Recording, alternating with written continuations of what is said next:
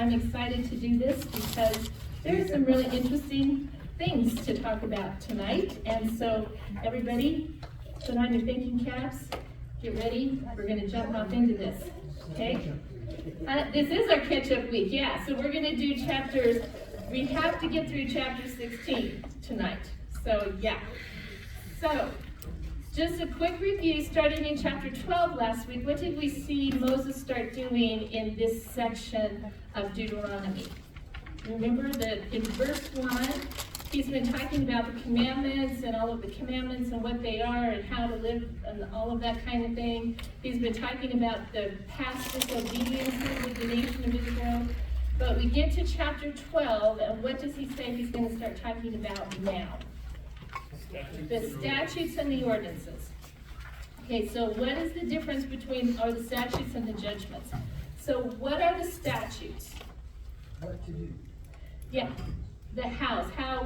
What does this look like? How do we apply it to our life? How does this fit in daily life? What is it we're supposed to do? What are the judgments? The consequences of not keeping the commandment or living within the statutes, right? Now, remember there's a reason why God gave the nation of Israel the law. And I think sometimes if we're not careful, we think that God is this giant killjoy, that he doesn't want anybody to have any fun. He just wants to be about telling people how to live their lives, which he's God. He can do that, right? But turn over to chapter 4 and let's remember what God said about why he's doing what he's doing and what the implications can be and what the end result is hopefully going to be. So in chapter 4, starting in verse 5, he says, "See, I have taught you statutes and judgments, just as the Lord my God commanded me that you should do thus in the land where you are entering to possess it. So keep and do them. For that is your wisdom and your understanding in the sight of the peoples who will hear all these statutes and say, surely this great nation is a wise and understanding people. For what great nation is there that has a God so near to it as the Lord our God whenever we call on him? Or what great nation is there that has statutes and judgments as righteous as this whole law which I am setting before you today?" So what does God say if they will live under the law, if they'll do what he says to do within the statutes and the judgments? What's going to be the outcome of that? They're going to be a great nation, and the nations around them will see them as unique, a great nation. And it says that they are going to have wisdom and understanding, and the nations around them will see their uniqueness, see the wisdom, see the understanding that they have, and they will ultimately glorify who? God, right? So that's the whole purpose of all of these things that he's going to tell them, starting in, just basically what he's been telling them through the commandments. So in Deuteronomy, what are the commandments? Yeah, the big 10, right? Okay. Then we have, how do those things play out in the statutes?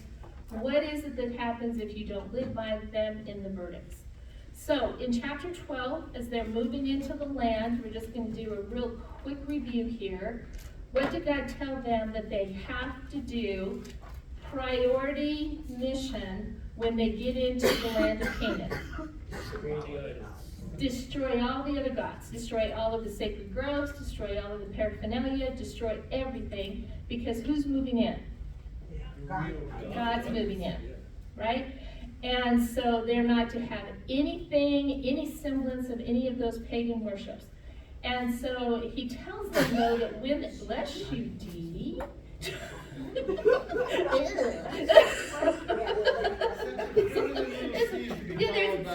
Kleenex. It's never a good. Yeah, that's never a good sign. Yeah. So now remember for all of this time, and let me kind of clarify if I didn't make it clear, because Ken and I were talking about this on the way home last week. For all of these years, God has traveled with them, right? Since they left Egypt, he's traveled with them as the tabernacle has been among them, the cloud, the fire, all of that kind of thing, because they have been together as one cohesive group, right? They've all moved together wherever they're going. But what's going to happen when they move into the land? They're going to spread out. So God says, I can't be with, if I'm in Judah, I can't be with those people who are in Gad, all of that kind of, because you're not a cohesive group any longer. So he says that when they get into the land and they have taken care of everything with displacing their enemies, they have rest, they have security, that he will do what? He will pick a place. And from that point on, he won't move with them, they will come to him. Right? Because of just how they're going to be spread out and where they're going to be living. So this is why all of these pagan places have to go away. Glenn? But if God is omnipresent. Okay, all right. So, but, this is what I love about this. Okay, he is omnipresent and he is everywhere. But what we're seeing though is that the purpose of the place isn't that's just the only place that God is or dwells, but what the purpose of it is for community worship. So they're going to come together in this place to celebrate their feasts. They're going to come together to do their offerings, their sacrifices, all of that kind of thing. So instead of there being multiple tabernacles across Israel, there will only be one. So what it does is it keeps that cohesiveness of community together, that you're all coming together in one place. Because what I want you to remember, we're going to talk about this in a little bit, Israel is more than just a nation, they are a family. Every Israelite is related to the other Israelites. They all come from the family of Jacob. And so it is this idea that as a family, as brothers and sisters, you're coming together to be here at this place to worship your King. Okay? Now, is God going to see what goes on wherever they're at? Of course he is, because he is omnipresent. And yeah, but when they come together now, and I think it really is the concept of they've been together, but when they get into the land, they're spreading out. And so now God says, now you'll all come to me, this is where you'll worship, this is where you'll do your sacrifices, this is where you'll meet together as a nation now, and that's how it'll be when you move into the land. Does that make sense? Okay, because, so say that God didn't do this, and you had all of these people in the northern tribes and you had the southern tribes. If God didn't call them together, and that's what he's going to say, that all of the men have to come to these 3 specific feasts 3 times a year, how often, okay, just let me ask you, how often do you see your family that lives a long ways away? Only at Christmas. Or if then, only when I have to. See, these kind of things. See, this is what he's trying to show them.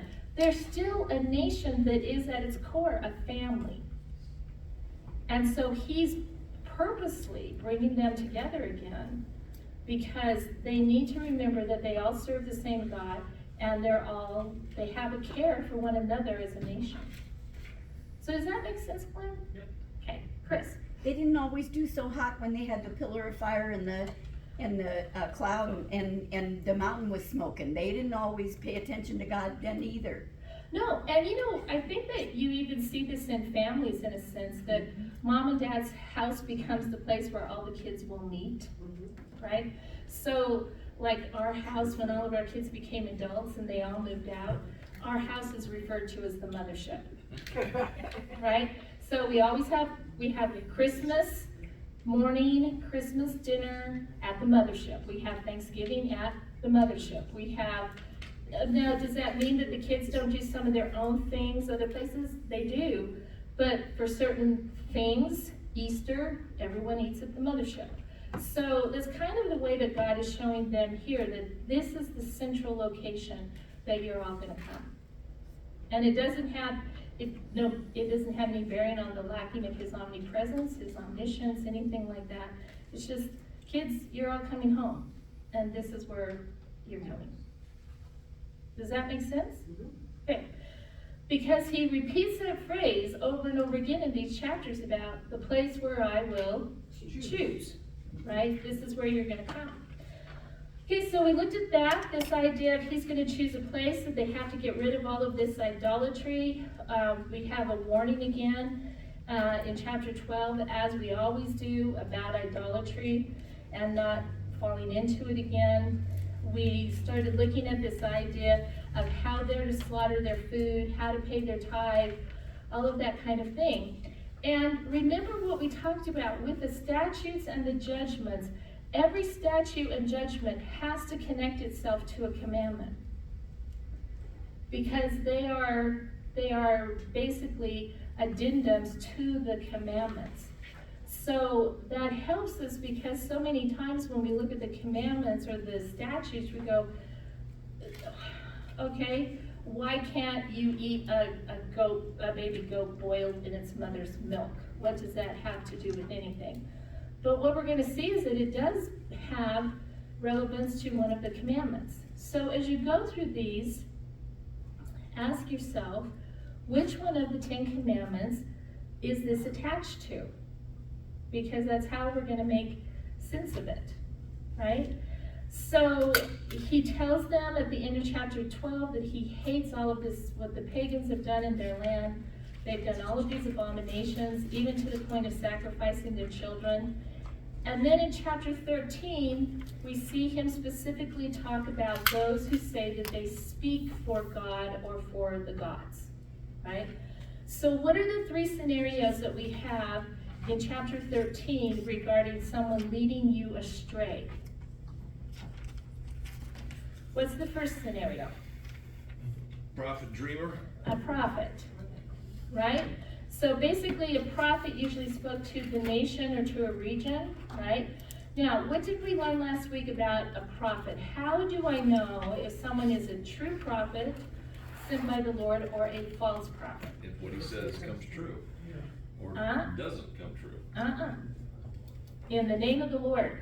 That's what it is, because he may say something and it may come true, or he may do something and it happens, but if his message, what he says, is different, then what we know is we have a big problem. So he says, even if what he tells you comes true, but yet his message is what? To go to other gods. To follow false gods, to worship someone other than God. What do you know about that prophet? He's a liar. Kill him. Yes, that's what he says. That's the verdict. The verdict is pronounced upon them, and the verdict is to be carried out, right? And so what we see is that you have a prophet who needs to be judged and then the verdict carried out.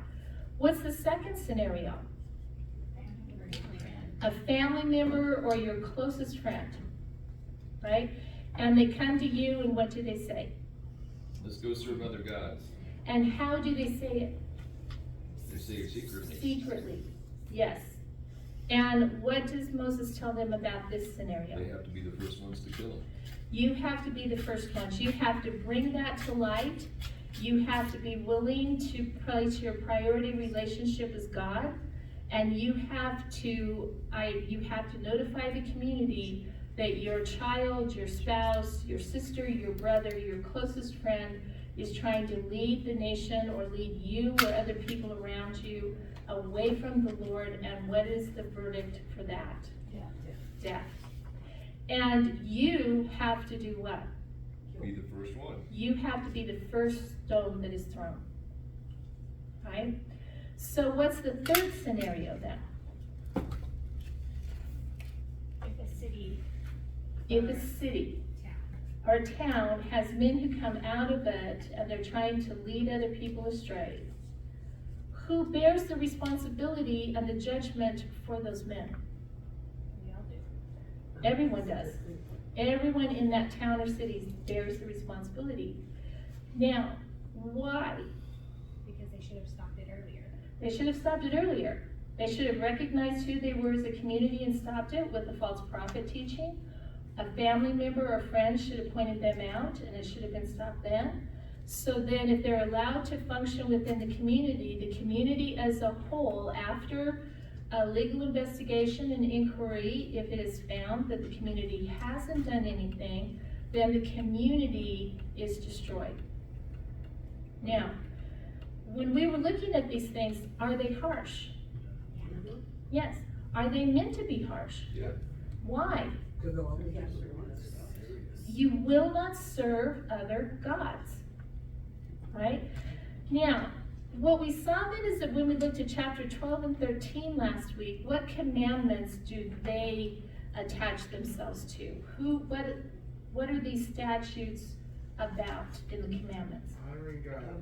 Honoring God. Love the Lord your there you shall have no other gods before me. You shall not have any graven images. You shall only worship me. Right? So now we get to chapter 14. Now, I'm going to warn you, I'm going to talk fast, but don't let that stop you because we have a lot of stuff to cover. But I want us to be able to discuss these things because in chapters 14, 15, and 16, we have things now that are really important for us to have an answer to because of the charges that the world lays on Christianity that are talked about in these particular chapters, right? So what we see, we're still in the statutes and the verdicts. In chapter 14, verse 1, he says, "You are the sons of the Lord your God. You shall not cut yourselves, nor shave your foreheads for the sake of the dead. For you are a holy people to the Lord your God. And the Lord has chosen you to be a people for his own possession out of all the peoples who are on the face of the earth." Okay, so what is the statute? You have two. Cut or shave. Don't cut yourself and no shaving of the head, right? Now, does he say specifically cutting yourself in regards to what? The dead. The dead, right? You shall not cut yourselves nor shave your forehead for the sake of the dead. So what this is telling us is that this has something to do with burial ritual, worship, or something like that when you have a dead family member die.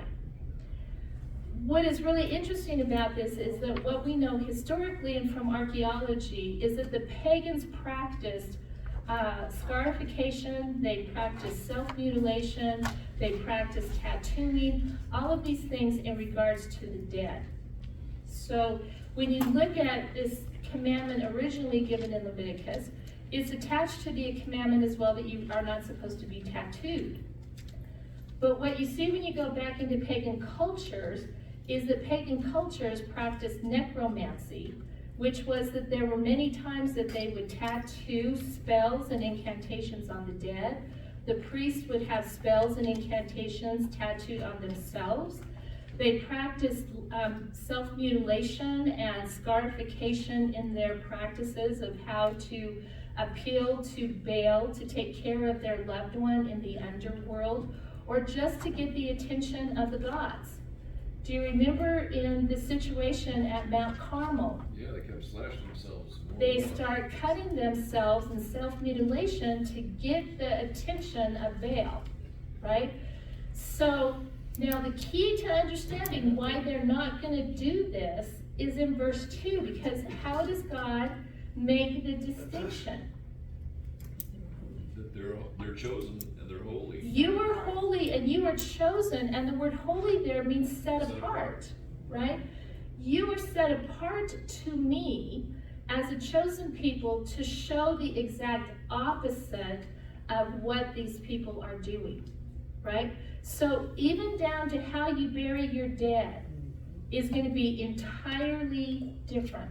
You're not going to tattoo them with spells. You're not going to cut yourself in that mourning process. You're not going to have any kind of these things on yourself. You're not going to shave your head a certain way to show that you're in that mourning process. All of these pagan burial rituals are not supposed to be practiced by the people of God. Okay, so with that understanding, because people will always go to that passage, people who don't like tattoos, and they'll say, oh, well, it says in Leviticus you can't have a tattoo. I hate to tell you, but that's not the context that the passage in Leviticus is done. So if grandma goes to Hawaii, has a little too much wine one night, and comes home with a butterfly that says love on her ankle, it's okay, right? She hasn't broken the commandment in Leviticus. It's on her hip, though. Oh, there we go, another question. That's true. There we go, yeah. So that's it. Okay? Now, what this does, though, is this introduces the discussion of death and life and all of that kind of thing with the rest of what he's going to talk about in the chapter. Because what he starts talking about now from verse 1 through 23 are what? Types of critters. Types of critters, but they're basically the kosher dietary laws. Okay? So, he says, you shall not eat any detestable thing. These are the animals which you may eat. The ox, the sheep, the goat, the deer, the gazelle, the roebuck, the wild goat, the ibex, the antelope, and the mountain sheep. Any animal that divides the hoof and has the hoof split in two and chews the cud among the animals, that you may eat. Nevertheless, you are not to eat of among these those which chew the cud, and among those that divide the hoof in two, the camel, the rabbit, the saphan. For though they chew the cud, they do not divide the hoof. They are unclean for you. The pig, because it divides the hoof, but does not chew the cud, it is unclean for you. You shall not eat any of their flesh, nor touch their carcasses. These you may eat if they, and then he goes on to the fish. Now, let me ask you a question. This is not the first time that we've seen the phrase clean and unclean. We saw that last week when it was talking about the meat as you could butcher it, you could do all of that kind of thing. What does the phrase clean and unclean mean? No, we talked about it on Monday nights and I don't remember. Is it the blood? Okay, it's not blood. What was it? Okay, so there are some ideas that people have about this. So I'm going to tell you what the ideas, what according to Scripture, it cannot be. Eating the blood. Okay, you can't eat the blood. Yeah. Right? The animal is a meat eater. Okay, so what we see here, it has, because it's been introduced here with the death issues and all of that kind of thing. There are some theologians, when they talk about the kosher laws and all of that kind of thing, that God is just going, yeah, you can eat that, you can eat that, no, you can't eat that, no, you can't eat that, yeah, you can eat that. Just whatever he was feeling like that day. Arbitrary. You know what? God does nothing arbitrarily. He has a purpose for everything, right? So that interpretation of how we get to the kosher laws and clean and unclean is thrown out, right? Then there's the idea, especially with the dietary laws, that what God is telling them is that there are certain animals that are better for them health-wise than other animals. And that kind of gets thrown out too, because the nation of Israel, we're not told that the clean and unclean is based upon that you're going to be a healthier people or you're going to live longer, healthier, or anything like that, right? And clean and unclean is also applied to people, not just animals, okay? Which you're not eating, right? Hopefully anyway, right? Now, some people think that clean and unclean, especially with the kosher laws, were that they were not supposed to eat anything that the pagans were sacrificing to their gods, right? Now, the problem is that in archaeology, what we understand is that even the pagans didn't sacrifice pigs, right? But they did sacrifice oxen, and they sacrificed sheep, and they sacrificed lambs. So the idea that somehow these animals are determined because the other nations were using different things for sacrifice, that's not, it doesn't float either, right? Now, a lot of times when we hear clean and unclean, because of what we see in the New Testament about certain, if a person has, say, leprosy, what do they have to call out if they're in a public group? Unclean.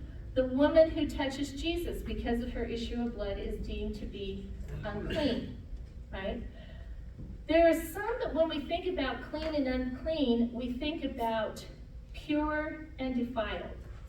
Or we think about this is bad and this is good. And that's not what clean and unclean represents. Because when you look at the creation, at the end of day 6, what did God say about all of the creation? It's very good. It's all good. The rabbits are good, the camels are good, everything is good, the pigs are good, right? So what we see here is that clean and unclean doesn't connect to something that this is bad or this is good. But what it appears when you start looking at all of the passages, if you start with the premise that everything that God has created is good, and you start running through the verses and the passages where it talks about clean and unclean, what you see is that clean and unclean refers more to death and life. Now, let me tell you how this comes about, because over and over again, what did God always tell them? From the very first time that Moses tells them in Egypt that the God of their fathers has come to them, he is the living God. They are holy unto him. They're supposed to draw closer to him as this living God, the source of life, the source of all of these kind of things, right? Clean and unclean then start to represent the things that are associated with life and the things that are associated with death, and the things that are associated with death are attached in some ways to paganism and the worship of the dead gods, and so they're supposed to stay away from those things, showing themselves to be people of the living, holy God. Now, when you look at this, because clean and unclean, like with people, it talks about, so think about the statutes about women, right? It says that there are certain times of every month that women are considered unclean. Does that mean we're sinful? No. That we're dirty? No. That we're any of those kind of things? Depends No. on who you ask. Okay, it depends on who you ask. But the biblical understanding is that a woman is considered unclean when she has her period. The issue of blood. Now, what does the issue of blood signify has not happened? Life hasn't been conceived. Life hasn't been conceived. It's a reminder that there is no life, right? Same thing when it talks about the nocturnal emissions with men. It says that when that happens, that's an unclean act, not because it's horrible and sinful and all of that kind of thing, but what is happening is used to create life. There is no life in the creation, right? So this is what you see even with the clean, unclean with diseases.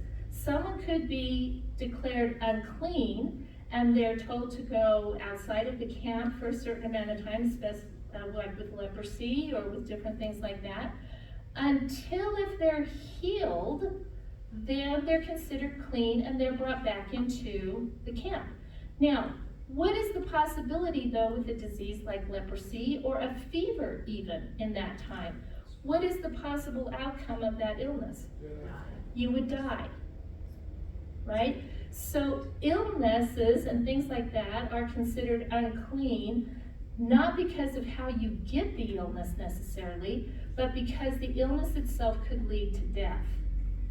Once the illness has been healed or the time frame has passed, then you're considered clean again, you're going to live, and you can be brought back into the community of Israel. Sometimes you have to follow a ritual to get back in. Sometimes you have to follow, yeah, but you're still considered clean. This also applies to the touching of dead bodies, right? Is the touching of a dead body a sin? No. And what we see even with this is that the preparation of a dead body for a loved one is actually the last act of love that we do for that individual. So think of Jesus when he's taken off the cross. His body is taken down by Joseph of Arimathea and Nicodemus. They take it to the tomb. The women go, they put the spices around it, they do all of those kind of things. And the moment that they touch Jesus' body, under Mosaic law, they are unclean. Right? But what do the women still do the next morning? What do they still want to go back and do? Go back and finish doing all of the ritual and preparation for the body and doing all of that kind of thing. So when you look at, you couldn't touch a dead, if you touched a dead body, then you were unclean for that day, right? There was a procedure of washing and all of that kind of thing, and then, but the next morning you were clean, right? So this is the concept that God's trying to show them about clean and unclean. It's not that this is bad and this is good. It's not that this is sin and that's not. It's not that these animals are somehow not accepted by God or seen as lesser by God. But when you look at the list of animals, what is not in the list of animals? What is common about all of these animals?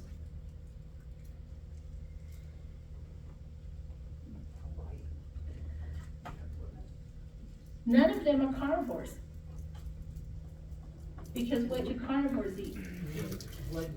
They eat meat, they eat the blood, they eat the entrails, they eat everything, right? And so this is what it appears that the dietary laws were based upon, because they cannot consume blood. Remember, what has he said about the blood over and over again? It's holy, poured into the ground. The blood is in a sense holy and sacred, because what is found in the blood? Life. The life is in the blood. So you cannot consume the blood, right? You have to pour it out on the ground, you have to treat it a certain way, because the life is in the blood. It's interesting because none of the animals here are carnivores, because carnivores live on blood. They eat the flesh with the blood in it, they live on carrion, they do all of that kind of thing. So it would appear, as God is trying to make a distinction between the nation of Israel and the other nations, that the dietary laws are a distinction, how they are set apart. Right? Now, follow me with this, because we know that a lion is good, we know that a giraffe is good, we know all of those things are good. And the dietary distinction, right, of those people who served a living God and functioned in life is clarified in the Old Testament when the Gentiles are welcomed into the church. Because you remember how the Gentiles who were seen as unclean by the Jews, pagans, worshiping idols, doing all of that kind of thing. Then we have Cornelius, who's a God-fearer. He's been told by God that someone's going to come and bring him a message about salvation. And then who has a vision on top of a roof one day? Peter. And what is the vision? All kinds of animals being lowered down. All the animals being in the sheet lowered down. And what does Jesus say to him? He says, I'm not eating those. He says, kill and eat. Well, that's what God says. Right? And Peter says, Never, Lord, I'm I've not never doing done that. I never have, because he thinks it's a test, right? And so the sheet goes back up and the sheet comes down again. And what does Jesus tell him? Eat. And what does Peter say? Never have, never will, won't do it. And what does Jesus tell him? Why are you calling unholy what I'm calling holy? Exactly. That which I have said is holy or clean is now holy and clean. So through the work of Christ, what happened to those Gentiles who were considered unclean because they worshiped dead idols, they did all of this kind of thing, what does Jesus say that they now are considered by God as they accept the gospel? They are now clean. See, the clean and unclean were a future picture of the inclusiveness of the gospel to the entire world. It came first to the Jews, right? But the purpose was so that the nations around them would see how great it was to worship the living God. They have the dietary guidelines because of that. They don't worship or they don't eat anything that eats meat, or eats blood, eats carrion, anything like that. They only eat animals that chew the cud and have a split hoof. Now, but even to make it even more distinction within that, is that you can have an animal that chews the cud, but it doesn't have a hoof, and that animal is considered unclean as well. So what you have is these things that kind of bleed over into different realms of the animal world. And God says, just so you don't have any problems with this, if it doesn't follow these guidelines, it's unclean. So a rabbit, and that's the example that he uses. A rabbit chews a cud. But you can't eat a rabbit because it doesn't what? It doesn't have a hoof. It has a paw. Right? Same thing when we get down to the sea animals. What is the guideline with anything in the sea in the next set of verses? Fins and scales. Fins and scales. They eat. If it doesn't have fins and scales, Don't eat. you can't eat it. Right? So you can't eat shark, you can't eat dolphin, you can't eat manta rays, you can't eat jellyfish, you can't, I mean, then when you start looking at that, there's a lot of things in the ocean that don't have fins and scales. Because, so, this is what he's saying. So, he's very specific here. Now, are whales bad? No. No, they're just off the menu. Okay? Because they cross over in a sense that they have skin, especially of something like a whale that's considered a mammal. See, it has land animal characteristics, but it also has sea characteristics. Except it bleeds over, so it's unclean, it's off the menu. Yeah, what I don't get though, Reen, is, and we were just talking about how, you know, none of the top list, the things that they can eat are, you know, carnivores. But then as you go further into it, it doesn't necessarily line up like that, because then it's talking about, you know, the hoof and that kind of stuff. So it's not, it appears, unless I'm reading it wrong, it appears it's not strictly based on whether they're carnivores or not. It also is based on whether they have a hoof or a cloven deal or whatever. Right, they have to have a split hoof. Now, the reason the camel doesn't do it is because a camel doesn't have a hoof. Yeah, but a camel's not a carnivore, so. Okay, but it doesn't have a hoof. It chews a cud. It chews a cud, but it doesn't have a hoof. So it's not strictly carnivore versus non-carnivore? No, and this is what I'm talking about, these things that bleed over, like the rabbit and the camel and things like that. You can't eat those because it's almost like there is a very clear, kosher distinguishing of what you could eat and what you couldn't eat. It couldn't cross over in any way between another type of animal, right? So like the whale, like I said, it has characteristics of land mammals, but it also has characteristics of sea animals, so you can't eat it. But you can eat everything, like you can eat all of the bass you want to, you can eat all the grouper you want to, you can eat all the trout you want to, you can do all of that. But you can't eat these things that kind of cross over. Right? Well, I mean, yeah, that's what it says, but it still doesn't really make sense to me, but it's there, so. It's complicated. But it makes a distinction. But it makes a distinction. See, this is the whole thing about what's clean and unclean. If we can wrap our head around that it's not good and bad, it just is made for a distinction. And many of the animals that you see here, the ones that are prohibited, are animals that live off of flesh or something like that, right? So say a shark. Why would a shark not be on the list of things that you can eat? I mean, even if it had fins and scales, why would it be off the list? It's carnivore. Because it eats, yes, I mean, it'll eat people if it's there, right?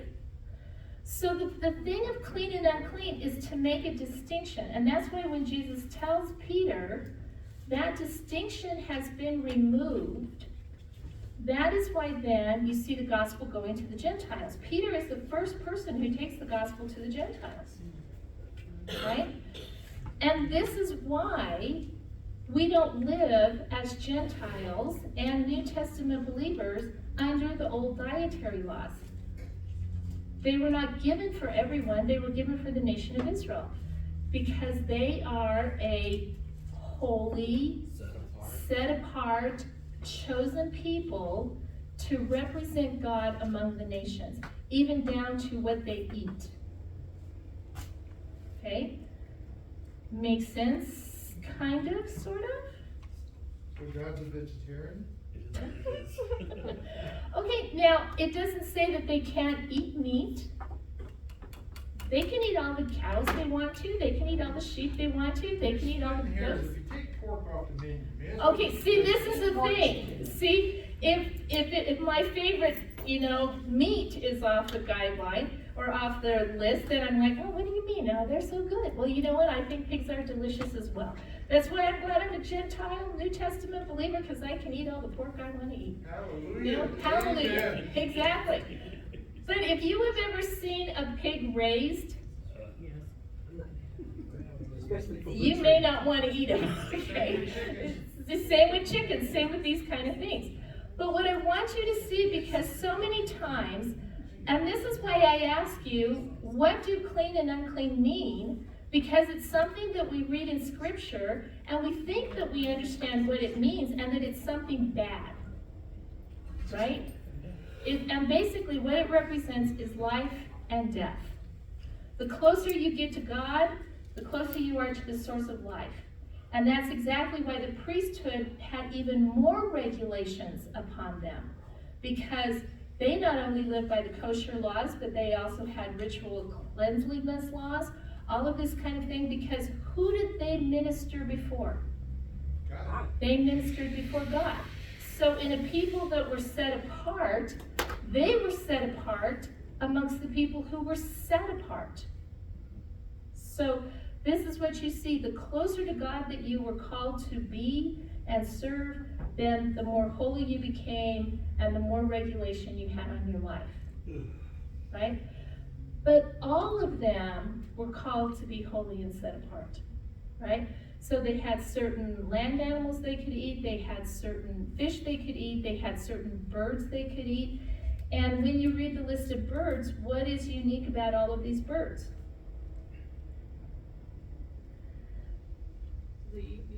They all eat carrion. Mhm. Vultures, eagles, kites, falcons, all of these kind of things are animals who eat meat or eat carrion. Seagulls, man, that's bad for Mormons. Yeah. That's bad deal right there. Well, it's against the law and you try to eat a seagull. So, we're just gonna do that, right? That's right, we're living kosher that way, yeah. Mark? But on the carnivores, like, there are plenty, some of the fish you named, there are a lot of fish that have fins and scales that you eat, like bass or predatory, they eat. Yeah, so when they talk about it, yeah, they could eat something that was like, it seems like with the fish, it was mostly if it has fins and scales. So the carnivore didn't apply much to the fish? Well, but the thing of it is how much in the ocean has blood to it though. Like when you really, when you kill a fish, there's blood, but there's not it's got gobs of blood. It's not, now because remember when they killed a mam, like one of these larger animals, what did they have to make sure that they did before they ever ate it? And they would have to do that if they ate a fish like a bass. Drain it all. All of that blood has to go, right? So someone this morning asked about, well, what about now? Because when we buy meat, it has blood in it. It has, all that kind of thing.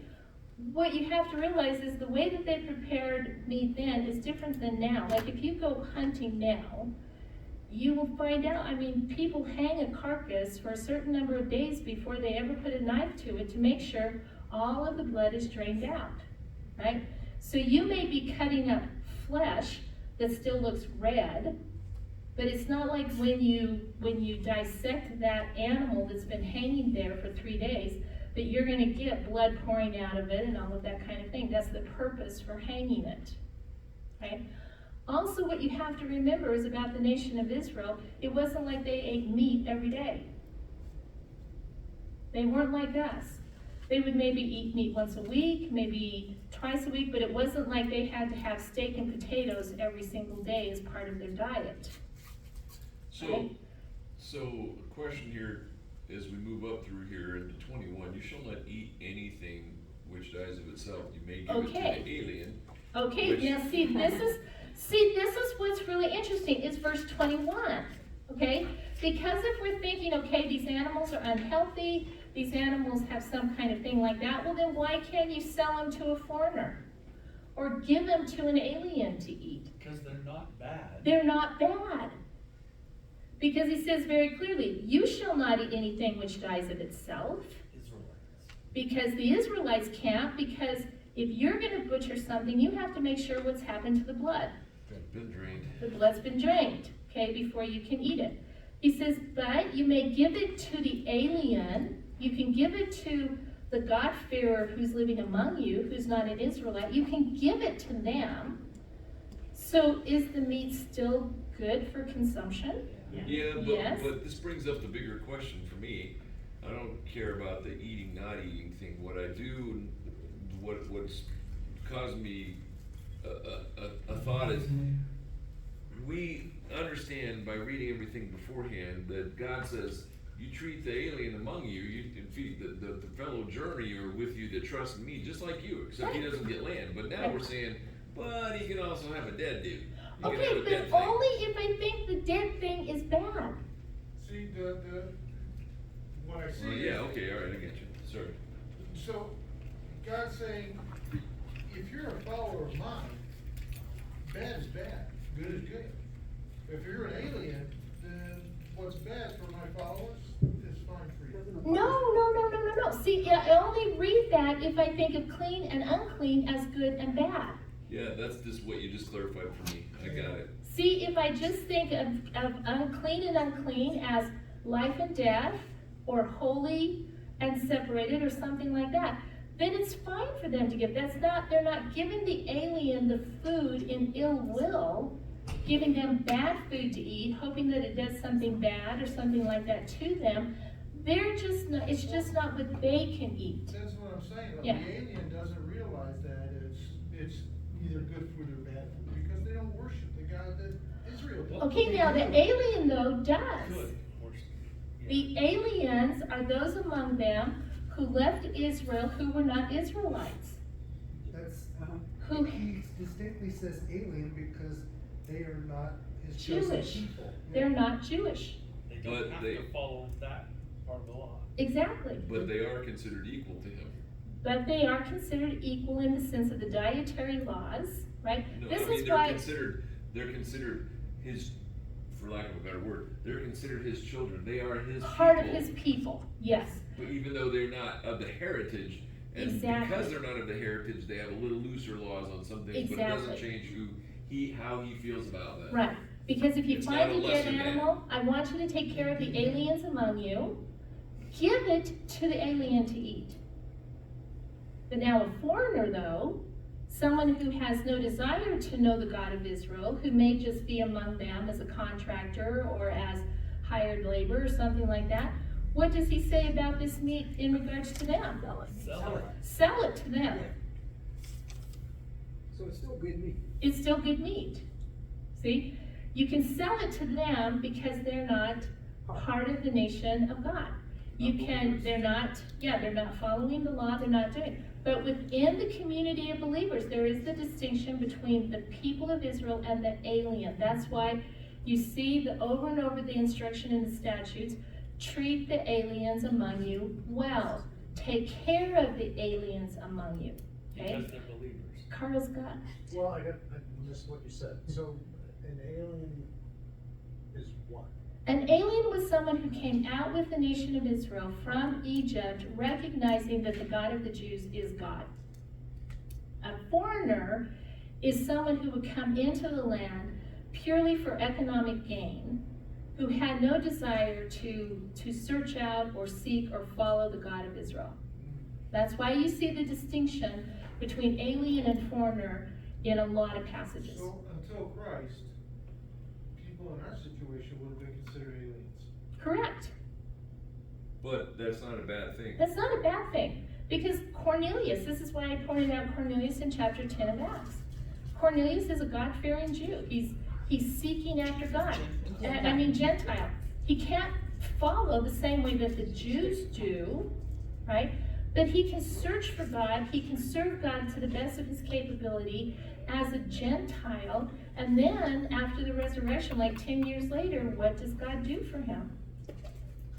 He sends a vision to Peter, the head of the apostles, the head of the church in Jerusalem, and says, you know what? Now I want you to take the gospel to these people. There's no longer the distinction between clean and unclean among people. So now The Gentiles can be brought into the church exactly the same way that the Jews are through the work of Jesus Christ. Not alien, but members. But members. And that's why Paul talks about in Ephesians that the church is made up of Jew and Gentile. And they make those two separate entities that used to be, now create one new man who is the body of Christ. So if I were a Jew understanding clean and unclean and all of that kind of thing, like, can you imagine for people like Peter and Paul and all of his disciples what an amazing realization this was? That now these Gentiles are accepted by God and seen by God in the same exact way that we are, because they have the opportunity to have life just like we do. Because the gospel does what? Brings life. Okay? But the roots of understanding the specialness of that are found in the clean and unclean statements. So this is why you see them regarding people, you see them regarding animals, you see them regarding things that, and they're not good or bad, right? They're not sinful or sinless. It has to do with living and dead. Now, if you want a really good book that talks about this, there's a theologian named Paul Copan, C-O-P-A-N, and he has written an excellent book that talks about all of these kind of things. It's called Is God a Moral Monster? And he has a whole section about the kosher laws, clean, unclean. He goes into it in much greater detail than we can tonight about how it is a representation of holiness, right? And that's why at the beginning of the passage, God says, you are holy. You are my people set apart for me. Okay? So any other thoughts before we move on? You cogitating? Okay. So Sorry. yeah. Did you answer the goat and its mother's milk? Okay, now this is an interesting thing. Okay, so now given what we just talked about, why would it be an unclean thing to boil a baby goat in its mother's milk? Because the mother's milk is what gives it life. Definitely. Exactly. Yeah, that's pretty good. Good awareness, Amy. And what this was is there are some theologians that actually believe that this was actually a delicacy of the pagan kings to do this kind of thing. But God says, you're not going to do this because this is a violation. This animal that has been given life, what you're doing is you're creating its death by the very thing that gives it life. See? And so when I look at it that way, as living and dead, then that thing doesn't seem like so crazy when it's just kind of thrown in there, because for years when I would read that, I was like, what does that have to do with anything? You know, it was like, oh, by the way, don't boil a goat, a baby goat in its mother's milk. Just FYI, I was just thinking about that, okay? But when you look at it through the whole progression of what he's trying to lay out with the dietary laws, he could just as easily have said, you're not going to boil a baby calf in its own mother's milk, right? Or you're not going to kill the mother and feed it to the kid. It's death and life, life and death, that kind of thing, okay? And then that fits in with all of the things then that we see personally about different things when the clean and unclean are applied to people, right? So something to ruminate on, Ken? It actually goes back to chapter 13 for a minute. It's talking about that when they hear about these cities that they're looking at seducing the inhabitants of the city. Then it says, you shall utterly strike the inhabitants of that city with the edge of the sword, utterly destroying it, and all that is in it, and its cattle with the edge of the sword. Then you shall gather all its booty into the middle of its open square, and burn the city and all its booty with fire as a whole burnt offering to the Lord. And it'll never be rebuilt.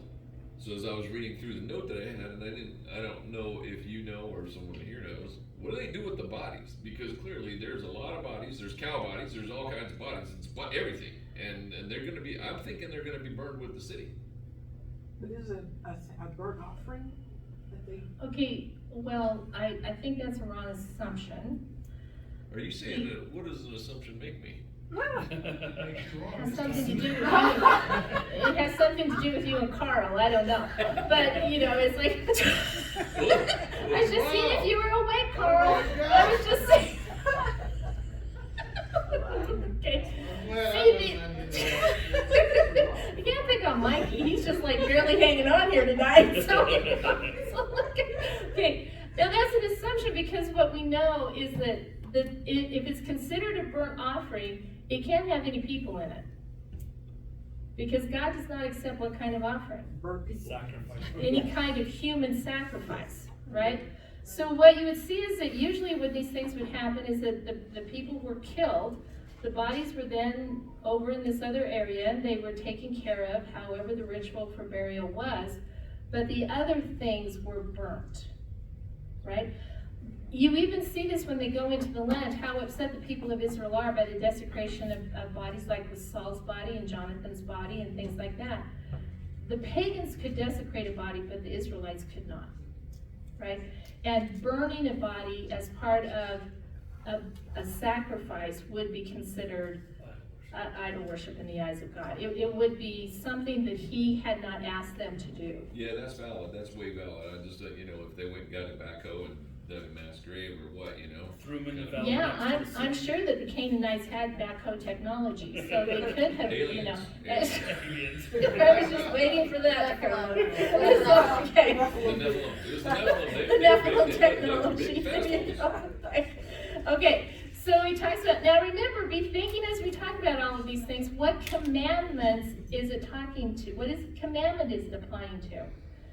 This commandment of the food applies to what commandment? Worship. Right? You're going to eat what I tell you to eat because I am the one who you worship.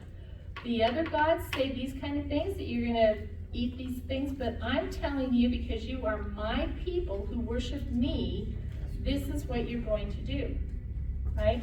So then what's the next topic that he starts talking about in verse 22? Tithing, right? So he says, you shall surely tithe all the produce from what you sow, which comes out of the fields every year. You shall eat in the presence of the Lord your God at the place where he chooses to establish his name, the tithe of your grain, your new wine, your oil, the firstborn of your herd, your flocks. Why?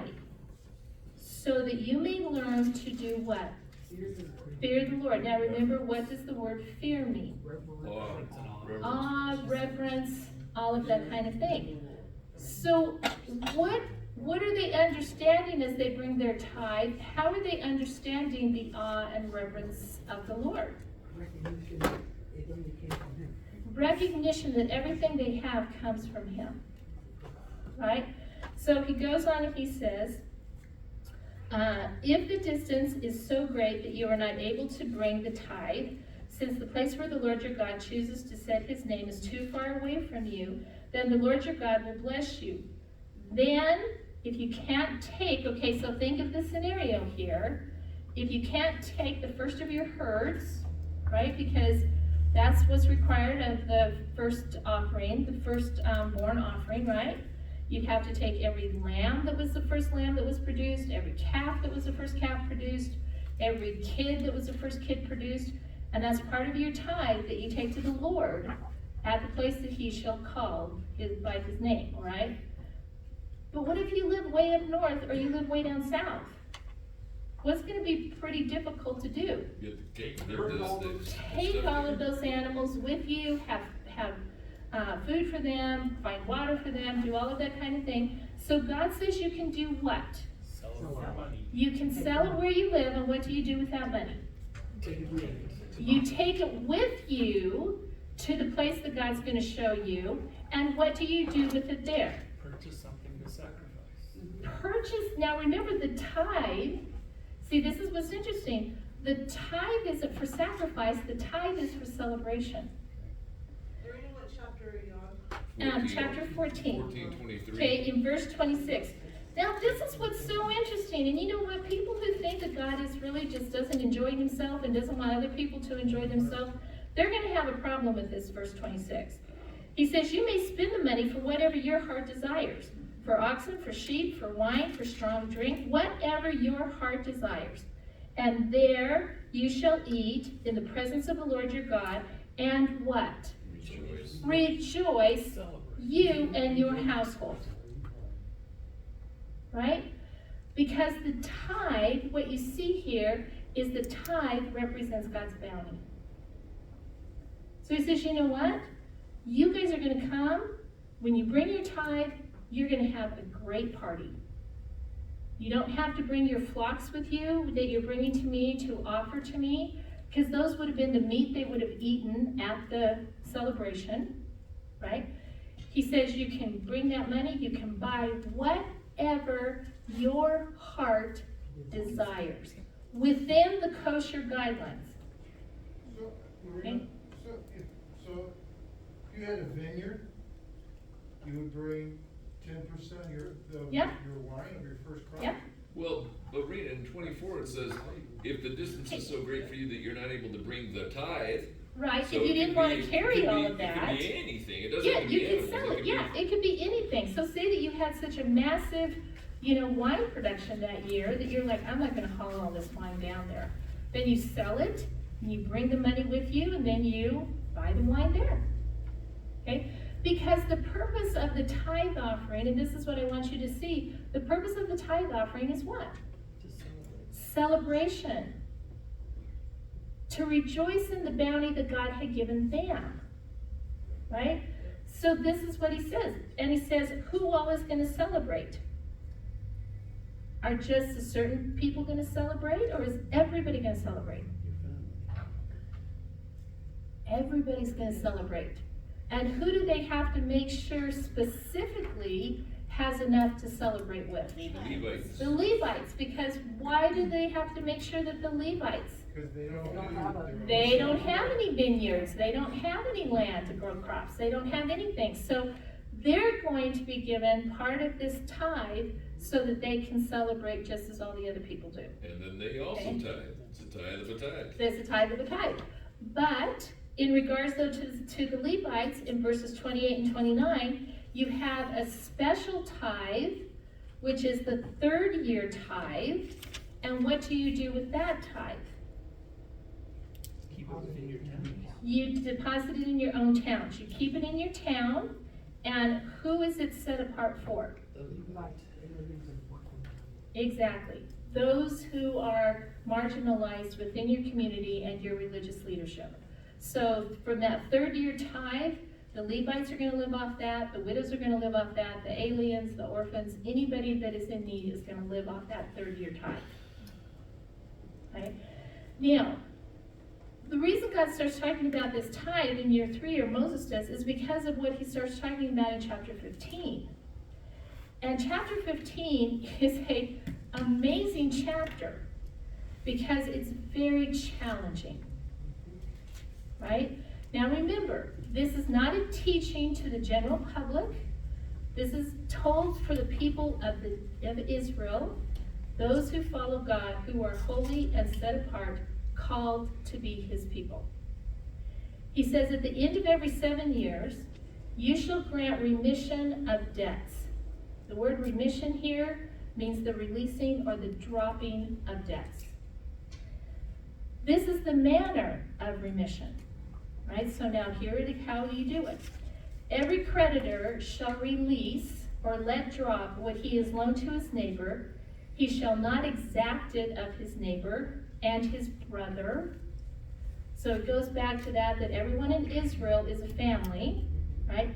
The word exact here means to harass or to traumatize or to act tyrannical about getting it.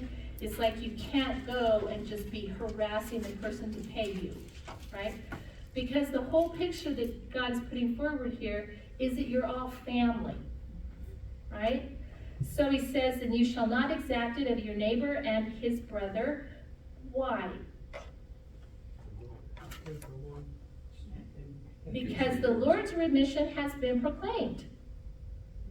So who has dropped all this debt and all of these different things for the nation of Israel? God has. right? So he becomes the example of the one who is dropping debt.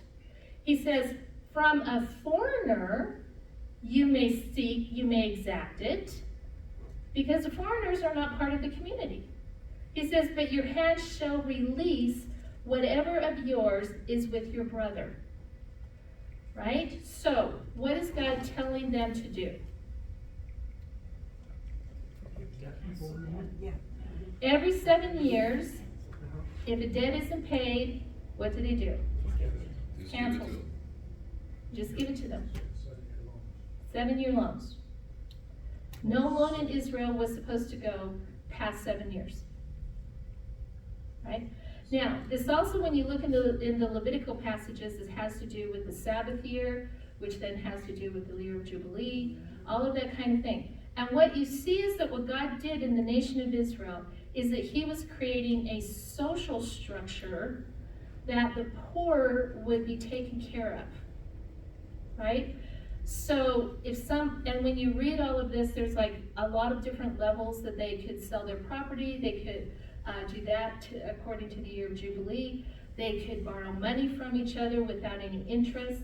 On the 7th year, whoever had borrowed the money, who loaned the money, they released it.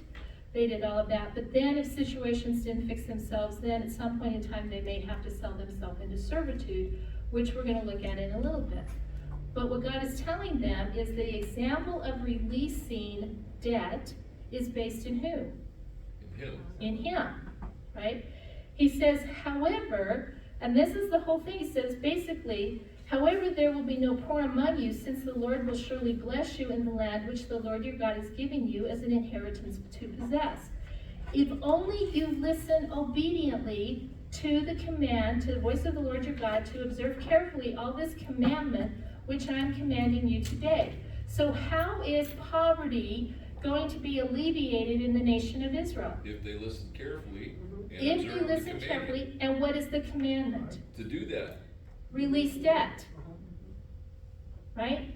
Now, is this going to be an amazing witness about the nation of Israel? Do you remember last week we were talking about what if Israel had actually lived like this?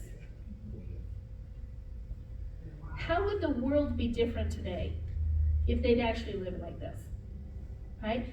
So he says, this is what you're going to do. But the example of it, he says, verse 6, now why should I just be okay with releasing the debt? For the Lord your God will what? He will bless you. Bless you as he has But you won't promised borrow. you, and you will lend to many nations, but you will not borrow. And you will rule over many nations, but they will not rule over you. So is it like Israel's not going to have the ability to rise economically because of this policy? No. They're going to be able to charge whatever kind of interest they want to nations, to foreigners, to whatever. But to family, you have to live like family. Right? Now, this is where this even goes further, because the next thing that he addresses is your heart attitude in doing it. Because I can do something, but I may not have the right heart attitude in doing it, right? So he goes on and he says in verse 7, if there is a poor man with you, one of your brothers, right, in any of your towns in your land, which the Lord your God is giving you, right?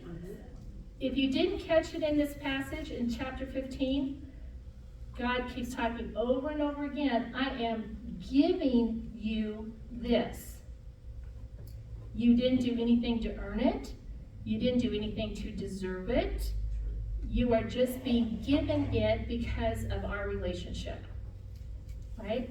He says, so if there is a poor man with you, one of your brothers, in any of your towns in your land, which the Lord your God is giving you, you shall not harden your heart, nor close your hand for your poor brother, but you shall freely open your hand to him, and shall generously lend him sufficient for his need in whatever he lacks. Okay, so say that I come to Carl, and I say, Carl, I need a loan. And he says, Lorena, how much do you need? I said, well, Carl, I need $100. Well, what are you going to do with that? How are you gonna spend it? You know, I think that you could maybe stretch out $50. I'm gonna give you $50. Now, what had I told Carl though I needed? 100. But if Carl says I will give you 50, is he giving me sufficiently to cover the need? Yeah, Carl, why you gotta be so stingy, man? No. Hey, you know. But see, but do you see this? How he says, he talks about don't be closed-fisted. Exactly. Don't be hard-hearted, because what is God going to do for you when you go into the land? He's going to bless you. He's going to give you, remember what we've talked about, is that in Deuteronomy, blessing equals prosperity. Right? And so he says, when you come into this prosperity as a nation, do not treat the poor this way. Because what's really interesting, he says, a warning then, he says, beware that there is no base thought in your heart, saying, the 7th year, the year of remission is near, and your eye is hostile towards your poor brother, and you give him nothing. Because say that I come to Carl in year 5.5, and I say, Carl, I need $100, and Carl goes, ooh, you can pay it back in the next 18 months? And I say, no. Then what is Carl not supposed to do? He's not supposed to withhold. You can't deny it. Now, what's interesting about the word base here, it means of no profit. And that's interesting when you see it's kind of a wordplay in a sense, because what has God told them? That they will have abundantly in the land. All kinds of stuff. All kinds of stuff. They're going to profit immensely from God's generosity. But if they have a base thought, a thought that's going to not bring them any profit, and the question is, okay, how is it not going to bring them profit? That they're going to withhold from their poor brother if they know that there's a possibility they're not going to get paid. Who has the right to appeal to God? The brother. The poor brother. See, this is what's so amazing. This teaching isn't just being given to certain people. The whole nation is hearing this. So what if I'm poor and I'm listening to this and I go to Bonnie and this happens? Who can I appeal to if Bonnie is being tight-fisted and unloving and not generous? Who do I have the right to appeal to? Carl. Okay, now see, this is important because of what God says in the end of verse 9. He says that, beware that there is no base thought in your hearts, saying, the 7th year, the year of remission is near, and your eye is hostile towards your poor brother, and you give him nothing. Then he cry out to the Lord against you. It is what? It is sin in you. Now I think that's interesting, because right there, God ties not caring for the poor to worship. Because if it's sin in me, then what does it corrupt? It corrupts my heart, and my heart then is corrupted with worship. God's telling them how you treat the poor is an act of worship. Well, even verse 10, where you shall generously give to him. Generously give to him. But here's the most important part. And your heart shall not be grieved when you give to him. No. You know, don't begrudge it. And what is, I don't know if it's the Old Testament or New Testament where it says, you know, God loves a cheerful giver. Right, because why? See, this is what the whole thing is. The point isn't really giving or not giving. It's that they see God for who he is. Right. That they see God as the generous giver to them. Therefore, they can be generous without having to ask questions, without having to say, okay, you know, well, I'll give it to you if you do Dave Ramsey's course, or, you know, whatever. Because he says that you will give generously to him, and your heart will not be grieved when you give to him, because for this thing the Lord your God will do what? Bless you in all your work and in all your undertakings. So if they take care of the poor, right? If they realize that every single thing that they have, they did not earn. They don't deserve it. It's been given to them. Right? And God has promised to bless them when they go into the land, if they don't follow any of their idols, if they live by the commandments, that God will bless them. So he says, you know what, when the poor are among you, he says you don't have to worry and clutch things and think of your own need and hold everything so tight to yourself. You can give generously to them because you know what? Guess what I'm going to do for you? I'm going to bless you even more so that you can give more to the poor. But I will tell you, if you do not give to the poor, you and I have a problem with worship right then. Because you are not seeing the poor for who they are. Right? Amy? Well, that's very interesting because as they saw while they were in the wilderness, if they tried to save up more manna, it Yes. was bad. But Yeah. also, since God is the one who gives them anything, at any point in time, their luck could change and they could be the poor one who has to go to their neighbor who has now gotten out of being the poor brother. Exactly. And ask them and appeal to them. And So, appeal to them. you know, if you have a community where you are comfortable and confident in the ability to ask and give with your neighbors, knowing that God will bless you through everything, you have no fear. Right, and Amy, you bring up a really good point. Because does the person who's poor need to ask necessarily? You shouldn't have to. No, because people can see that they're poor. So see, it's not even necessarily that they have to come, like, they may have to come for the loan, but it doesn't mean like if they need food, if you're looking and you know that your neighbor next door, that her kids are going hungry every night, living next door to those people, what should you do if you have the means to do it? Just take them some food. Just take them food. And know that God's gonna provide the food for you and your family the next day, right? And this is what the whole picture that he's trying to get them to remember is the generosity of how he has treated the nation up until this point is supposed to be carried on once they get into the nation in their social programs. Now, what are the nations gonna do when they see this? Because the poor were brutalized in the nations around them. They were sold into slavery, they were sold as sacrifices, they were brutalized. And basically, what is God telling them about the poor and the wealthy equally? In his eyes, they're what? They are the same. They are his children, right?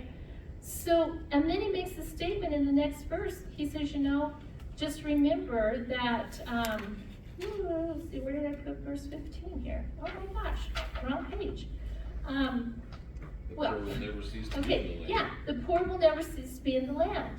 Therefore I command you, saying, you shall what? Freely. Freely open your hand to your brother, to your needy and poor in the land. Now, let me ask you, does this have a teaching for the church today? Yeah, it does. How? Okay, how do we take this Old Testament concept and how do we bring it over into the church today without twisting scripture or You don't have making to twist scripture anything. say You can even something? look at James.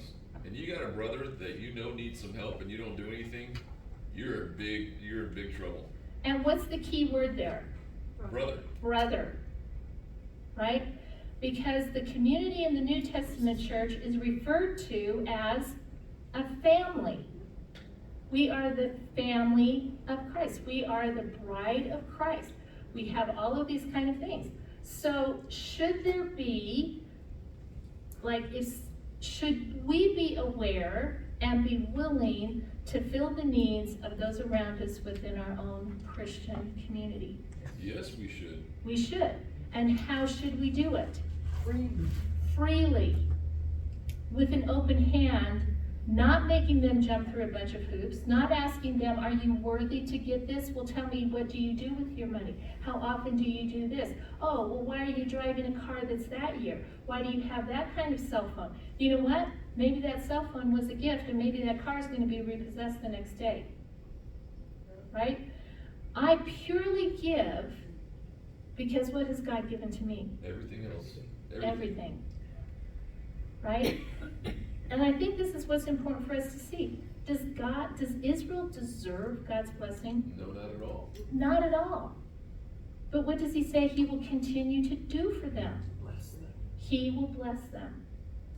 Right? So the care of community is really important. So when people say, well, you know what, you Christians talk about love and you talk about all this kind of thing, but you know what? I don't see you helping people. I don't see you feeding the poor. I don't see you helping them with their rent. I don't see you helping them clothe their kids. You know what? They may have a point. Because what was the drawing thing for the church in the New Testament in Acts was how the church cared for the widows and the orphans. That's right, they didn't look like everyone else. They didn't look like everybody else, right? So these social programs that we can have set up within the church, right? Because this is family, is what it's talking about in Deuteronomy, can be a very compelling witnessing opportunity. And that's what it was designed to be for the nation of Israel. It was designed to be an evangelism tool. So, everyone has to deal with this before God in your own way, right? But this is what he tells them. Now, what if you find someone as you're part of the nation of Israel and you find that you've exhausted all of your opportunities for loans, you've done all of that kind of thing, you've mortgaged your land? What is the last thing that you might possibly find yourself doing in chapter 15? Depending on the help you. Selling yourself. Selling yourself into servitude. Now, this is a really interesting thing because this has become a really hot topic, this idea of servitude of God and slavery and all of that kind of thing in the last few years, right? One of the things that I want you to see is that, first of all, servitude in the Old Testament is not like European slavery, right? As a matter of fact, the way that European slavery was carried out is condemned in the Old Testament because it is a capital offense to kidnap anyone and to sell them. When you look at thou shalt not steal, one of the ways that the word in Hebrew can be translated is you shall not be a man-stealer. So the nation of Israel, they were told they could not purchase people who had been kidnapped. They could not buy someone that was coming from another land. They couldn't sell their own brothers and sisters into that kind of servitude, into a foreign land. But there was the option for what we would understand to be indebted servitude. And that's what we see in the passage, because they say that you can only sell yourself, Moses says, for how long? 7 years. For 6 years, right? And you couldn't be compelled to sell yourself into servitude. It wasn't like someone could make you do this. This had to be something that you did freely on your own. So he says that then you shall serve for 6 years, but in the 7th year, what will you do? You have to release them. Now, it's interesting because in verse 13, it doesn't say if you set him free. It says what? When you set him free. Now, there's a whole guideline. And what's really interesting about chapter 15 here is that Moses is making a point about the generosity of God, because he doesn't outline every single thing about the dietary laws, about this. He doesn't outline every single thing about the servitude issue. But he says, but when you free that person and you send them out, how are you supposed to send them out? With stuff. With stuff. Not empty-handed, right? So he says that you are not to send him away empty-handed. You shall furnish him how? Liberally. From your flock, from your threshing floor, from your wine vat, you shall give to him how? As God has given to you. As God has blessed you. And you shall remember that you were a slave in the land of Egypt, and the Lord your God redeemed you. Therefore I command you this day. It shall come about that okay, so right there. Now I think this is interesting, because he reminds them about how they came out of Egypt. Now, how did they come out of Egypt? As slaves. Oh. They had a lot of. They Well, I came know, but they out of came away from Egypt being slaves, right? loaded. Yeah, they did. Right? Taking the jewelry and I mean, everything. people were throwing things at them to get them out of Egypt, right? So, this is what's really, now this is the example. How did you come out of Egypt? We came out of Egypt with a lot of stuff. So when you free that person who has indebted themselves to you, you make sure that they leave how? with stuff. With a lot of stuff. Because you know what? Who has blessed you in giving you the stuff anyway? God has. Right? So, now, is that counterintuitive to how the world thinks? See, this is what's really interesting about these passages. They are totally counterintuitive to how the world thinks about how we lend money, how we give to the poor, how we take care of the poor, how we release them in something like this. But say that, since I've been picking on Carl all night, say that I'm an indebted servant to Carl. And it's year 6, and I realize, you know what? I've done a lot better under Carl than I did myself. I just can't take care of myself as well as Carl can take care of me. You know what? Carl makes sure I have good food. He makes sure I have good clothes. I have a great place he pays me to a certain extent. He's been nothing but kind to me. He's been so generous to me as his servant. At that point in time, I as the servant have a decision to make. Do I fare better on my own, or do I fare better under Carl? And if I look at it and say, you know what, I really fare better under Carl, then I can tell or ask Carl if I can be his bond slave for the rest of my life. And this is something that both parties have to agree to, because what Carl is taking on at that point is he's taking on my physical care for the rest of his life and his children's lives. The bond slaves were taken care of until the bond slave died. So if Carl dies first, Whitaker and Tucker are going to have to take care of me. Okay? So this was the whole point. But say that I come to Carl and he just says, you know, Lorraine, you've been a pretty good worker. You don't harass me too much. Okay, yeah, Then at that point in time, there was a public ceremony that would happen. This is where the whole thing, the all in the ear, it was public knowledge then. And whenever someone would see that hole in my ear, it didn't really say anything about me, except in the sense of what realization that I had come to. And what was the realization that I had come to? That's a good guy. Carl's a good guy. Carl's a good master. Carl takes care of me, right? There you go, Carl. Yeah. See? And now, this is what I think is so beautiful, because when you go into the New Testament, how does Paul always describe himself? Bondservant of Jesus Christ. A bondservant of Jesus Christ. Right? So once again, a structure set in place to deal with poverty, to deal with the betterment of the community, all of these things. Right? So you have this. Now that's going to look totally different than the nations around them, because if you were a slave in those nations, you were a slave, and you could be born a slave. No one in Israel could be born into servitude. Right? If you were an Israelite, you were born free. Right? So this was a huge thing about the nations. Now, how does that go then into the offering of the firstborn? Now, if you're looking at it as the generosity of God, right? I've given you, so you give generously. What do we see about the firstborn? They're God's. Why are they God's? What did he do on that night in Egypt? He saved the firstborn of Israel. He saved the firstborn of Israel. He generously passed over the firstborn of Israel and redeemed them. So everything that is the first of my possession, whether it go from an animal that was born in my herds to my own child, had to be given back to God. Now the children were redeemed, right? There was a sacrifice for the redeeming of those children back to the family. But all of these firstborn of the herds are going to go towards what celebrations? See, this is what's really interesting about that, because he says you're going to have these, you're not going to forget the Levite. And then in chapter 16, he goes into the feasts. And all of those feasts that you looked at, what do they all represent? They all have one thing in common. Worship in the light of God's generosity.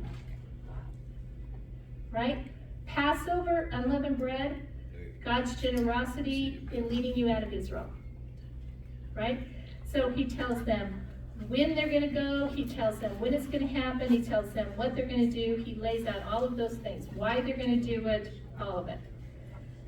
Then you get down, he tells them how they're gonna eat the Passover, all of that. It's a remembrance of his generosity, his grace in saving them. And then unleavened bread is tied to that feast as well. Then you get down to first fruits, which what we know in the New Testament to be Pentecost. And what was the Pentecost celebration? What was the focus of Pentecost? Harvest. Right? So he says you're going to do this at the beginning of your harvest. He says, so you're going to bring this. And what's so interesting about this is that the offering that they bring, part of their offering at first fruits in verse 10, it says, then you shall celebrate the Feast of Weeks to the Lord your God with a tribute of a free will offering of your hand, which you shall give just as the Lord your God blesses you. Now, what's interesting too, later on in chapter 16, he says that these three feasts, Passover, Pentecost, and booths, are required to be attended by all the males in Israel. Right? And he says, and none of you will come empty-handed. Now, why does God say that none of them will come empty-handed? Is he being a tyrant? Is he being a bully? Is he like putting economic hardship on people that they're not going to come empty-handed? Why does he say that none of you will come empty-handed? They'll all be prosperous. They'll be helped with the community. Even if they're helped with the community, they will still have something to bring because they've received out of the tithe. So what you see is that all three of these feasts that he talks about, they celebrate God's generosity, right? And what's interesting about them is that you see the same phrase, you will celebrate, you will rejoice, you, your sons, your daughters. All of the community was to be part of the celebration of God's generosity. Now let me ask you, when was the last time that you were in your church and you had a service celebrating God's generosity? And not just as like, oh, we're going to thank God for his generosity. I mean, a full-blown out party about God's generosity. You don't see it today. We don't. Let's do it. Let's do it, okay? See, this is what's so beautiful about this. These were to remind the people, like some of these feasts, they partied for 7 days, right? And it was to remember, to celebrate, to rejoice. When you get down to verse 13, and he talks about the Feast of Booths, which was a celebration of the last harvest. He says that you shall celebrate the Feast of Booths 7 days after you have gathered in from your threshing floor and your wine vats. So this is the last of the harvest. He says you shall rejoice in your feast, you, your son, your daughter, your male, your female servants, the Levite and the stranger, and the orphan and the widow who are in your towns. 7 days you shall celebrate a feast to the Lord your God in the place which the Lord chooses, because the Lord your God will bless you in all your produce, in all the work of your hands, so that you will be altogether what? Joyful. Isn't that amazing? Yes. For people who think that God is like the greatest buzzkill, right? God doesn't like a good party. I think from the text that God loves a good party, especially if the party is focusing on who is the giver of the party. And so this is what you see with all of these things. But he says, be careful when you come, do not appear empty-handed to me, because that would imply what about God? He didn't give you anything. He was not generous. And he has been so generous, right? So, how does chapter 16, what commandments does it line up with? Thou shalt not be stingy. Okay, now if you look at the great Shema, because the Shema, it tied together love of God to love of your neighbor. But the feasts were part of their worship. You shall appear before me at the place that I choose. You shall bring your tithe, you shall bring your offering, and you will celebrate. When was the last time that you looked at celebration as worship?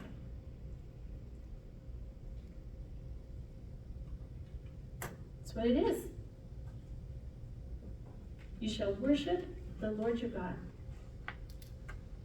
Isn't that beautiful? It's amazing. And I think that this is so beautiful because we think many times when we read all of these things, even when you read the command about justice, why are they to be just? Because God is just. Because God is just. And a violation of justice is a violation of representing Him. So if you're violating justice and you're not representing God well, how is your worship? It's flat. It's not what it's supposed to be. This is why, as we close tonight, this is why when you read the beginning of the book of Isaiah, the charge that God brings against the nation of Israel, and He says it clearly. He says, this is the charge that I am bringing against you. That you have not cared for the widows and the orphans among you. That you have held with a grasped hand. That you have not lived by what I have told you. This is the legal charge that He brings against the nation of Israel, because not living in the social programs for the nation of Israel was not living in the proper worship of how God wanted to be worshiped. It was sin not to take care of your family. It was sin not to do what they needed. It was sin not to celebrate what God had given to you from His generous hand. And I think that that's amazing because we don't always see things like that now, do we? So what do you take away from these passages? We need to have more parties. We need to have more parties. We need to have more parties that are just like, you know what, guys? We're just going to party because this is what God has given to us. You know what? I had a bumper crop of apples. We're going to have a party. We're going to eat everything that we can find that has an apple in it. We're going to, from, apple pie, apple cake, apple turnovers. We're going to roast pork and put apples in it. We're going to do, see, is whatever we're going to do to celebrate the bounty that God has given to us. And for us as New Testament believers, how much more do we have to celebrate? See, it's not just the physical blessing God gives to us, but the spiritual blessing He's given to us. I just Amy like has her hand up. Oh, sorry. Amy. I was just thinking, based on what you said about, or what you asked earlier about how would our world look different if the Jews, if the Israelites had actually lived by these commandments and these rules. I think it's very interesting that I think the world would have a much different idea of socialism in general. Because Correct. of how the Israelites were taught and told to treat their brother and their sister, and how the brother and sister were told and taught to treat those who helped them. as well. Exactly. Because it would be seen as a lot less one-sided. It wouldn't be seen as a broken program. It would be seen as something that was godlike and perfect. Right, and the poor would not be seen as a burden. Did you see anywhere in these passages to look at the poor as a burden? Nowhere. See, and I think you're right, Amy. How would the world look if the church lived by this? Way different. Way different. Okay? So I think that this is what we see, that as believers, we have a social responsibility to other believers. We have a responsibility to care for our own, to care for our family. And to do it thankfully, that I have the opportunity to serve in this way, that I have the opportunity to worship in this way. And I think that that's what God wants them to see, because they were created in His image. So, Chris. I was thinking about that thing we had on politics the other day, and with everything that's happened in the South and in the East, where Samaritan's Purse is going in and taking food supplies and water supplies and stuff to rebuild people's houses and help them clear away the rubble. I mean, they can't do everything, but they can do something, and they're Yeah. doing it. And they're they're doing doing it with joy. With you know? joy and the ability to do it. So I think that this is, so I'm gonna let you just kind of sit before God with all of this, right? But what I do think it is interesting is that that the ability to be generous does not come from myself. The ability to be generous as a believer comes with the realization of what God has given to me. Therefore, every believer can be generous to some extent. Right? It may not be to the extent that some are, but everyone can be generous to an extent. And that's what God wants them to see. I just thought about the celebration part when we were talking tonight, though. You know how it talks in Ruth, where Boaz, she goes to Boaz after they've been celebrating.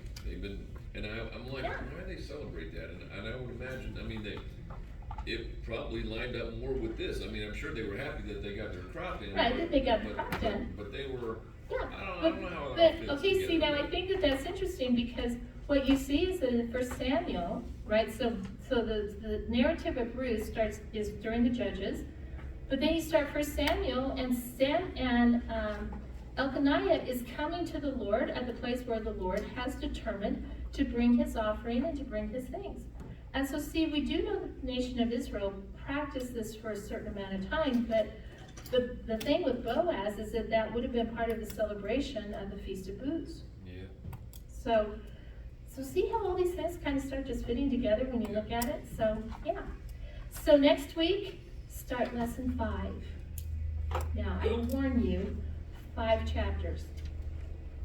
So, that's Yeah, just we got 10. 1811, which is about ghosts, so I'm looking forward to that. So, okay. Any other thoughts before we close? I got a question. Mikey. About Carl's $100. About what? About Carl's $100. Oh, no, he only gave me 50, so I'm gonna come to you for the other 50. Okay, so let's say you paid me back 48, and I say, okay, 7 years, you're done paying. But you say, no, I insist, I'm gonna give you the other $2. Does that make me a bad person if I take it? Okay, Would that be okay, bad? okay, so. Or is that, when I forget Okay. that debt, it no longer exists? Okay, so, see, I think this is so interesting because of how we read these passages with an American mindset. Because as an American, it is looked as something not great for me to take anything from anybody. Okay? Much less allow someone to give me something like that and not say that I'm gonna pay them back. Right? And I think it's because as Americans, we are steeped in independence. I think that's what makes these passages so hard for us, because we, as Americans, we are raised independent. We raise our kids to be independent. Oh, I don't want my kids living with me. Do I want them to be independent? Doesn't matter how much debt they go into. It doesn't matter how much it may hurt them emotionally or anything like that. They've got to be independent. You got to be independent, independent, independent. Then we come to scripture that we read about God, and what does God say? You got to depend on me. You've got to depend on your community. And what do we do? Ooh. I can handle this. I can. Let me take care of it, guys. Let me take care of it. You know what? Even if Carl can just let that debt drop, I'm not going to let it drop, because I'm going to make Carl know that I can take care of myself. I'm an independent person. I can do what I need to do. And then what happens when I do that to Carl, and Carl's giving me out of the generosity of his heart? What does that do to his gift? It's an insult. It's an insult then. Yeah. See, this is what I think is so interesting of how it is so hard for Americans. We have a sense that we want to give because we think we should give, but then come in all the questions about, well, what if they do this with what I give them? What if they do that with what I give them? What if they don't use the money the way that they should use the money? Like, what if they go and they buy, they use some of the money that I gave them to bet on camel races? Do you see any stipulations on the loans? No. It's not the point. The point is that I see God's generosity through the giving to me of somebody else. And then, like Amy said, then at some point in time, I may be the person who's able to loan to someone else and say to them, you know what, it's the 6th year, your loan's forgiven. So, that's the way I feel. Yeah. If I give it to you, that's a gift. Yeah. Don't worry about paying it Don't back. worry about it. But if somebody gives to me, So then what does that become? A double standard. That Pride. becomes the way Mike operates. Okay, Yeah, but see, no, but Mike, you're not the only one, but he's see, right this on. is what I think is so interesting. I want the person to receive the gift if I can give it, but if I'm the recipient, my pride kicks in and it's like, I will not, It becomes a debt. It becomes a debt. See, and it wasn't a debt. Now, through the years, if I can pay it back, I'm supposed to pay it back because it is a loan. But at the end, if I have not been able to pay it back because of circumstances, and I think you have to realize, if say that my husband is sick and I have no sons and we have no ability to work our land or whatever, I have no ability to pay Carl back, okay? Then Carl can say, Lorena is forgiven. And at that point in my mind, to them, it was forgiven. Because the example that was put before them as forgiveness was who? God. When it's forgiven, it's forgiven. But see, we as Americans, our pride gets in this thing because we are supposed to be independent. We're not supposed to be a burden on anyone. We're supposed to pay back what we're given. We disdain people who don't. And I think that this is what's interesting. We'll say, oh no, you don't need to pay it back. But even in the saying of it, what is kind of the underlying thing? They should have paid it back. You should pay it back, right?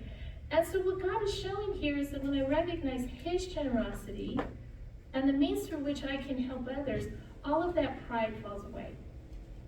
And it's just a community helping itself, in a sense, through the provision of its God, to show to other people who do not know that God how fabulous it is to serve Him and live under His guidance. Remember what we read at the beginning in chapter 4? No. How wise is this great nation? Yep. How wonderful is this great nation that lives this close to their Lord and follows the statutes and the judgments that He has given them. Yeah, and So, really, let the $2 go, Mikey. Let it go.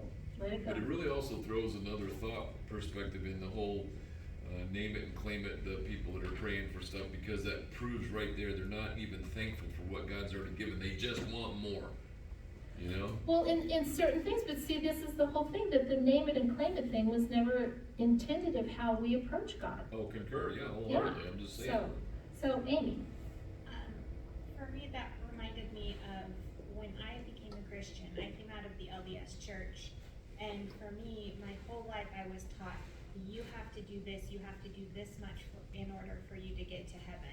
You have to do this, you have to do X, Y, and Z in order for God to love you enough to accept you into heaven, into the celestial kingdom. And that was really one of the hardest mindsets that I have been trying since I became a Christian to let go of, was that pride that I have to do everything. Right. Like, God's grace is enough for everybody else around me, but for me, it never felt like enough. And that's such a hard thing to overcome in the culture that we've been raised in, especially. And for me, coming out of the LDS church, learning that God's grace is enough for not just everyone else, but for me as well, and to take that into my heart and to just let that grow in my life as I can let this go. If I can give God's grace to other people in this matter of the $2, just know that God can give them grace for me for that $2 too. You know, so in that same vein, just that's what that reminded me of. Well, and I think it's important that we realize that God's grace and God's generosity is never to be considered as a debt to be repaid. Yes. Yeah, that's, What is the repeated phrase that He says about His generosity here? That I am giving it to you. that's awesome. He's awesome. I am giving it to you. When I bless you, when I give it, nothing about that, okay, I'm gonna give it for this amount of time and then you better start paying back what I've given to you. Because we can never pay back what God has given. But do you see how God is setting, in a sense, in physical principles through the statutes about taking care of the poor and the social programs, how that will, just like the clean and unclean laws, He's going to build on those things when you get to the New Testament. And so they become then a picture of the church, of the community of believers that is much larger, how we engage God because of the grace He's shown to us spiritually. We see the giving of God physically to the nation of Israel. And you know what, Mike, I'm glad that you asked that question, because the last 2 weeks I've been pondering, why is it so hard for Christians to actually depend upon God, right? And what I've come to the realization of it is that we are taught in America from cradle to grave that we have to be independent. Yep. And to not be independent equals a burden on the people closest to us. So you better be independent. So then I come to God and He says, no, as a matter of fact, independence is a sin. I want you to depend on me. And we learn how to do that from our mouths, but we don't live it in our lives. So we don't share needs with the community. We don't let people know when we need things. We don't accept things when people bring them to us. If someone, brings me something and I'm hungry, it's like, oh, no. Go give that to somebody who needs it more. But in the other room, I may have 3 kids who are hungry. See, so it has a bearing on how we interact with each other as a community, how we serve one another as a community, how we see one another. Independence, in a sense, has to be gone from the church, in a sense of, now I'm not saying that people should mooch off the church, all right? So hear me when I'm saying that, because that's told they're not supposed to do that either. But someone who is poor is in need. And I think that when you look at, okay, what does it mean to be poor? Well, people who are poor can't put food on their table. People who are poor can't clothe their children. People who are poor can't pay their rent. They can't pay their utilities. Now, they may be able to do it once in a while, but consistently, they cannot do that. So if I know that I have someone who is poor in my church, what should I be doing every once in a while with them? Should I be checking on them? Or should I maybe just give them some money one day, knowing that they'll probably use it to pay their rent or to pay a bill or to do something like that? See, we have these abilities to foster this generosity that God has given. And I think that this is so, and we'll close with this, but have you ever wondered where the world came up with the concept of pay it forward? Yeah, it was a movie. No, but I mean, the concept was long before the movie. From God. From God. God pays it forward. Right? There you go. Guys, this was a good lesson, right? Good lesson. No, just wait till we get further on down the line here. So, should we pray and get out of here? I think that it sounds like the storm has returned, maybe, which I'm happy for. Did you see it snow? Yes. Alice, Yes. did you see it? I was taking pictures. Oh, yes. So, yeah. Okay, so we're gonna pray. Father, we thank you so much for this time that we've spent together as your children. Father, we thank you so much for what you have shown us tonight and what you've made us think about tonight. And Father, I ask that it's not just words that went into our ears and then rolled around in that empty space of our head for a while and then departed, but we would truly come before you to ask you how we live these things out in our lives, how we are people who celebrate your generosity and how we acknowledge your generosity. Father, please help us to be people who recognize need in front of us and are willing to act in that need to help because of how you have helped us. So help everything that we do to be centered on who you are in our lives. Father, this is so amazing, the things that you did for Israel and the things that you do for us.